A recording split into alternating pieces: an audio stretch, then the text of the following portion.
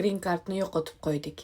2 kundan keyin uchamiz degandik. Lekin samolyot bizsiz uchib ketdi. Amerikadan 2 o'g'lim bilan O'zbekistonga yaqinlarimizni ko'rgani, bayram qilgani kelmoqchi edik.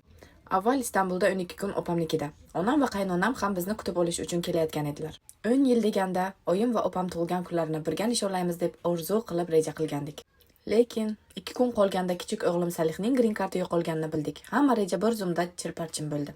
Na Istanbulga, na Mayamiga bora olmadik. Uyda yig'lagancha qoldik. Oyim, qaynonam yig'ladilar. Kecha bilsam yaqin do'konim iqlima ham surpriz qilish uchun chipta olib qo'ygan ekanlar. Yuragim yana ezildi. Men esa onaman. Onalik shunaqa bo'lar ekan. Hatto xafa bo'lishga ham haqqing yo'q ekan.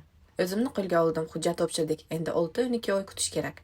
Chipta, mehmonxona pullari hammasi kuygan. Lekin pul bilan sinaldik, jon bilan emas. Bu eng katta shukr.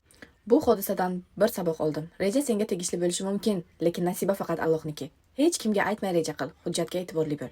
Va eng muhimi, sog'lom. Oilang bilan birga bo'lganingning qadriga yet. Sevimli Buxorom, bir kun albatta ko'rishamiz, inshaalloh.